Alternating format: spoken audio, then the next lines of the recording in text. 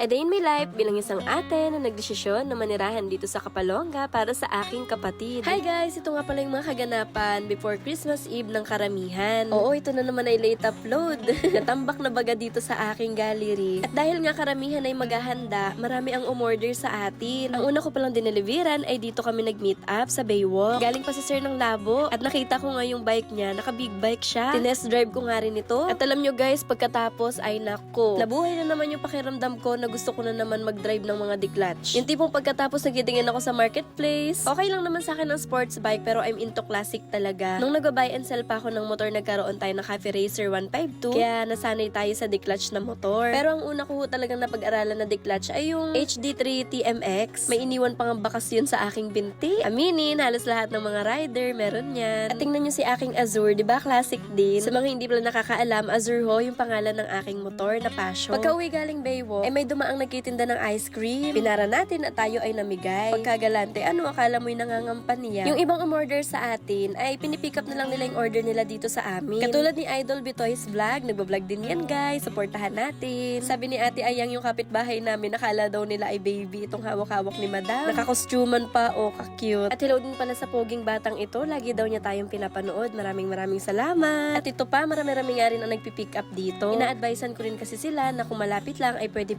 naman nilang pick upin para makalesen sa delivery fee. Alauna ng hapon ay inupisahan naman namin deliver dito sa bayan. This time ay nanghiram tayo ng hauler kila Tita Jeline. Maraming salamat po sa pagpapahiram, Tita Jeline. Medyo mahirapan na kasi kung motor ang gagamitin. Medyo madami-dami kasi. Sa part na to, ang deliver natin dito ay sa likod ng SQ. Pagdating ko nga sa bahay nila ay pagkadami nila. Tapos sinaasar nila yung isa nilang kapatid na si Joshua. May gusto daw sa akin. Pinost ko na dito sa Facebook yung clip na yun. Ako, nakakatuwa. Dito naman ay sa Barangay Katyoan. At tignan nyo nga, maninira pa ng halaman. Nagpicture-picture kami at nanghingi rin sila ng sticker at ako na ang nagdikit sa tricycle nila. Ang sunod ay malapit daw sa police station. Tinatawagan ko pa nga sa number, nasa tabi ko na pala. Ang sunod naman ay kila Ma'am Jessa, malapit sa school ng Katyoan. At dito nga, nakakatuwa, ang dami pala nating followers. Nagpicture-picture kami. Pero akala nila picture pero video talaga. Ang kulit nga, may nagtag sa akin kanina lang. Sino ba yung nagpauso ng 1, 2, 3 picture? Pero naka-video talaga. Tinag ako, kutsinta, girl, kasalanan mo to. Sorry na, gusto ko kasing isali sa aking A Day in My Life. At dito nga kay Ma'am Charlene, hindi pala kami nagkaintindihan. Akala ko Magsaysay Street, yun pala ay Barangay Magsaysay. Alam nyo guys, nahiya ako dahil sila na lang yung pumunta dito sa sentro. Dito ay bandang hapon na. Deliver naman natin ay sa Itok, Lukbanan, Kalabaka. Paglabas ko nga, dinayo tayo ng Daduwo. Alam nyo guys, kung gusto nyo mawala yung inyong mga stress, panoorin nyo lang sila, talagang matutuwa ka. May order din pala dito sa Palanas. Malapit-lapit lang ito sa bahay. Pero dahil hindi kaya nilang pick upin, ay sinabi ko ay di-deliver ko na lang. Ang sunod ay dito sa Selfie Beach. Ito nga yung isa sa madalas na puntahan natin dahil napakaganda nga rin talaga dito. At ang sumunod naman ay dito sa Banban, kila Gian. Bali, dalawang motor pala kami guys, hindi na kami naka-hauler. Maraming salamat nga kay Kuya Liit dahil sinamahan niya tayo. Ang kasama pala natin dito ay si Kuya Liit, Kuya Aljud at Ate Rina. At dito, isa na nga siguro ito sa pinakamahirap na dineliveran namin. Sa Lukbanan ang pupuntahan namin at dito pala ay may sirang tulay. Grabe, nakakatakot dahil maling galaw ay sa ilog ka na talaga lalaglag. Dito nga ay bumaba na ako dahil hindi makaahon yung aming motor. Sana nga ay maayos na ito dahil ang dami palang nakatira sa Lukbanan. Grabe, hindi ko nga in-expect na ganun pala kalayo. As in, nakailang ahon kami tsaka lusong. At walang mga kabahayan. Buti na lang talaga at may kasama ako. Dahil kung ako mag-isa, naku, nakakatakot. Malapit pa naman na maggabi. Pagdating namin dito ay saktong-sakto, kararating lang din nung nag-order. Hindi ko nga akalain na marami rin palang followers tayo dito. Si Madam pala yung nag-order. Maraming salamat, ma'am. Ang layo ho ng lugar ninyo.